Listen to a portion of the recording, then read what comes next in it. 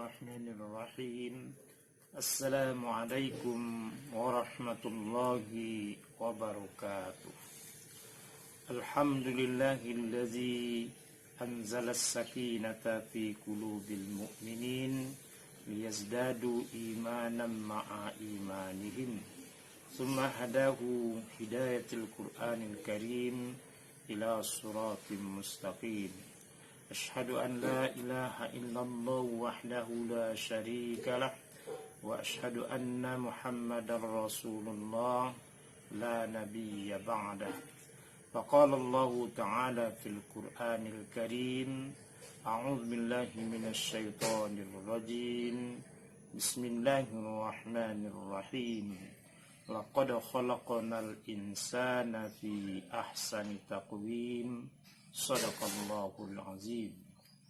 Kaum muslimin dan muslimat yang berbahagia, puji dan syukur kembali kita ucapkan kepada Allah Subhanahu wa taala atas limpahan rahmat inayah sehingga kita mampu melaksanakan aktivitas selaku hamba Allah. Selawat dan salam buat Nabi Muhammad sallallahu alaihi wasallam, uswah hasanah, contoh dan suri tauladan hidup dan kehidupan kita. Kaum muslimin dan muslimat yang berbahagia, kuliah kita pada hari ini dengan judul Menata Hati. Kaum muslimin dan muslimat, manusia adalah makhluk yang paling sempurna diciptakan Allah, sebagaimana yang Allah ungkapkan dalam surah At-Tin, laqad khalaqnal insana fi ahsani taqwim. Sungguh kami telah menciptakan manusia sebaik dan sesempurna bentuk. Ini menandakan bahwa nikmat yang Allah berikan kepada manusia menjadi makhluk yang terindah, makhluk yang sempurna diciptakan Allah Subhanahu wa taala. Namun kalau manusia tidak mampu menata dirinya, bahkan nantinya manusia akan jadi darjat yang paling rendah-rendahnya, sebagaimana yang Allah ungkapkan sampai nantinya asfala safilin, adalah manusia menjadi makhluk yang serendah-rendahnya. Untuk menentukan kesempurnaannya tergantung kepada kita memanage hati, menata hati. Kenapa hati yang harus kita tata? Karena hati sangat berpengaruh dalam kehidupan manusia. Sampai dalam sebuah sabdanya, Rasulullah menyuruh kepada orang tua mendidik anak agar hatinya menjadi orang beriman. Kullu mauludin yuladu 'alal fitrah. Setiap anak yang lahir dalam keadaan fitrah. Hatta fa'abawahu yuhawwidani au yunassirani au yumajjisani, sehingga ayah dan bundalah yang menghiasi hatinya ingin jadi majusi, ingin jadi Nasrani, ingin jadi Yahudi. Lalu apa yang dikatakan hati? Hati itu adalah jismun latifun, adalah jasad yang paling halus, qaimum bil qalbi. Dia terletak di bagian hati kita, di jantung kita. Lalu al-lahmani, dia terdiri dari daging, qiyamul aradul bimahallatihi. Tapi disitulah letak akhlak, letak sifat pada diri manusia. Maka Rasulullah menjelaskan, ala inna fil jasadi mudghah. Ketahuilah bahwa dalam diri kita ada mudghah, segumpal daging. Iza soluhat soluhatul jasadi sa'iri a'malihi. Apabila dia baik, baik seluruhnya. Wa iza fasadat, apabila hati itu rusak, fasadatul jasadi sa'iri a'malihi, maka akan rusak seluruhnya. Ala wahiyal qalbu, itulah hati. Bahkan di hadis lain Rasulullah bersabda, innallaha la yanzuru ila ajsamikum wala ila suwarikum walakin yanzuru ila qulubikum wa a'malikum. Sesungguhnya Allah akan menilai kita tidak tergantung kepada raut wajah kita, bentuk fisik kita, tetapi yang Allah nilai adalah hati dan amal kita. Beginilah, hati itu sangat penting dalam kehidupan. Maka dia pengatur kehidupan, pengatur stabilitas diri kita. Baik kata raja yang bernama hati, maka akan baik seluruhnya. Namun apabila hati itu tersempit oleh hal-hal yang buruk, maka akan keluar banyak. Makanya ada wajah. Wajah ini dibahasakan oleh Rasulullah dengan wajhun malihun, gambaran hati. Apabila hati senang, hati gembira, wajah akan mudah tersenyum dan ceria.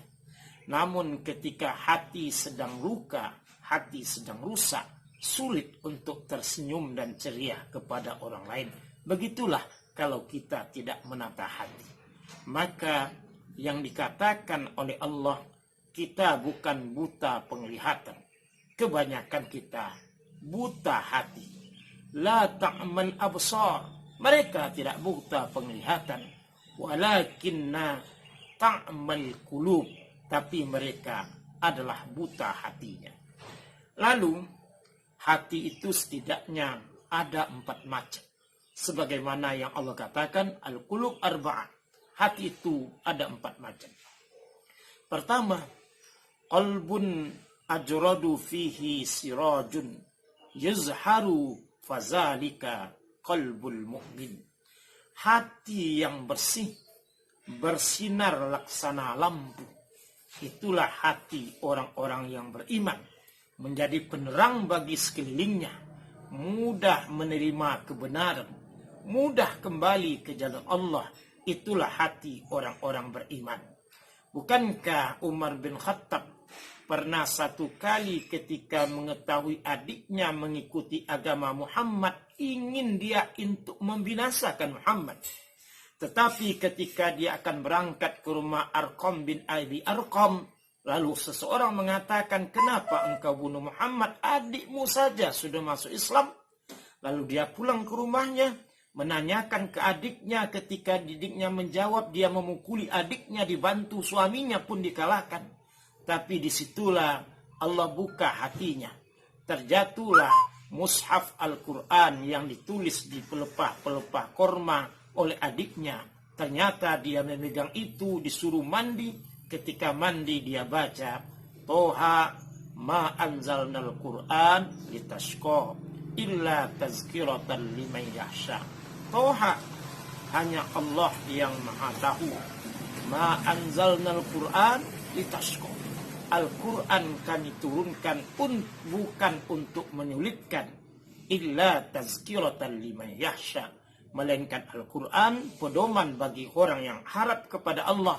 Sampai di ayat 14 Allah berfirman, innani anallah, sesungguhnya akulah Allah, fa'budni, sembahlah aku, wa aqimis sholata li zikri, dirikanlah solat untuk mengingatku. Akhirnya dia datang ke rumah Arqam bin Abi Arqam untuk mengimani Islam, dan Rasul menarik-nya dengan sahutan Allahu Akbar. Dialah yang memproklamirkan dakwah secara terang-terangan, jangan takut Muhammad. Dan sangat besar jasa Umar bin Khattab. Begitu hati yang sudah terbuka. Semoga kita menjadi orang yang sudah terbuka hatinya, menerima hidayah Allah Subhanahu wa ta'ala. Yang kedua, qalbun aswadu mangkusun fazalika qalbul kafir. Hati yang hitam, terbarik dari kefitrahan, itulah hati orang-orang yang kafir. Diberi peringatan ataupun tidak diberi peringatan, dia tidak beriman kepada Allah. Inilah yang Allah ungkapkan, innal ladzina kafaru sawa'un 'alaihim a'anzartahum am lam tunzirhum la yu'minun. Orang-orang kafir, engkau beri peringatan, tidak pun engkau beri peringatan, dia tetap tidak beriman kepada Allah. Inilah hati orang kafir, tidak mau menerima hidayah. hatinya betul-betul telah tertutup sampai mereka akan beriman hatta yalijul jamal fi sammil khiyat, sampai seekor onta masuk ke dalam lubang penjahit, hal yang mustahil. Begitulah hati orang-orang kafir. Yang ketiga, ada namanya qalbun aghlaqa marbutun ala khilafihi, fazalika qalbul munafik. Hati yang terbungkus rapat, sulit tembus dengan hidayah, itulah hati orang-orang munafik. Walaupun rumahnya dekat masjid, hidayah tidak tembus. Sampai Hamka mengibaratkan, walaupun dia tidur di dekat tabuh beduk sebagai pertanda masuknya waktu sholat, namun hatinya tetap tidak terbuka. Itulah hati orang-orang munafik. Inilah yang harus kita waspadai dalam kehidupan kita. Dan yang keempat, qalbun musaffahun. Hati yang selalu bercampur antara iman dan kafir. Pagi mungkin dia beriman, sore kafir. Sore beriman, pagi kafir.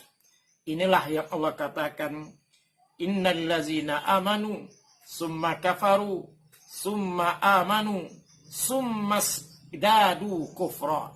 Ada orang yang beriman, kemudian dia kafir, kemudian beriman, kemudian dia kafir, kemudian beriman, lalu kami tambah kekafirannya. Inilah hati orang-orang yang musaffahun, bercampur antara keimanan dan kekafiran. Selaku umat yang mulia, kita harus terhindar dari hati yang musaffahun.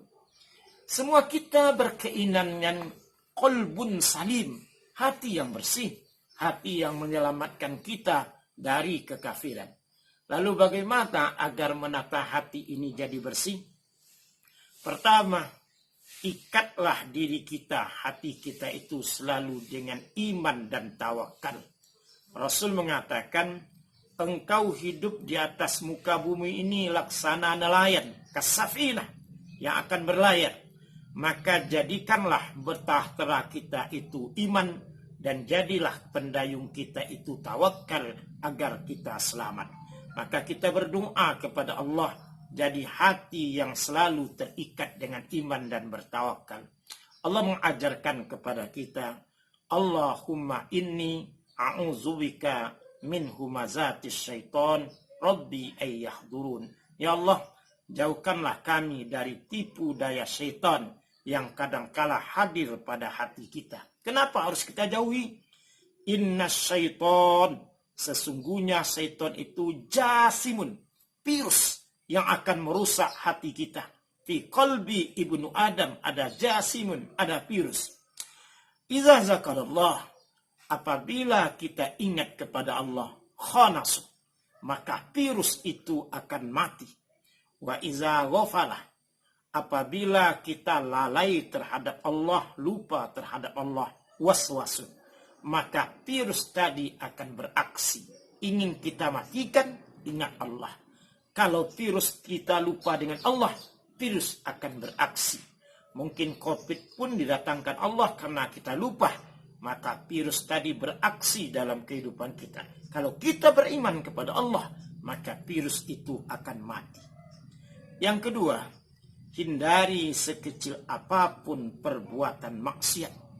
Sekecil apapun perbuatan maksiat. Iza tataba'az dzunub, apabila kita mengikuti perbuatan maksiat sekecil apapun, aula qasha, maka akan tertutup hati kita. Kenapa dia tidak tembus hidayah? Mungkin akhlaknya tidak baik. Yang ketiga, hilangkan perbuatan tercela dalam diri kita. Hiasi diri kita ini dengan perbuatan-perbuatan terpuji. Maka kita berdoa kepada Allah, Allahumma ja'al fi qalbi nur. Ya Allah, jadikan hati kami itu cahaya, a'rafu ilaika, sehingga kami mampu untuk mengenalmu. Atau doa Rabi'ah ad-Dawiyah, Ilahi antal maksudi, ya Allah, engkau maksud kehidupan kami. Waridhokal matlubi, ridhomu yang aku tuntut. Aktini Beri petunjuk kami ya Allah, mahabbataka, bagaimana kami mencintaimu, wa ma'rifataka, bagaimana kami mengenalmu. Mudah-mudahan kita mendapatkan hati yang bersih, tidak hati orang munafik, hati yang menyelamatkan kita dunia dan akhirat. Ini saja tausiah kita pada sore hari ini. Terima kasih. Billahi taufiq wal hidayah wa ridhaka wal inayah. Wassalamualaikum warahmatullahi wabarakatuh.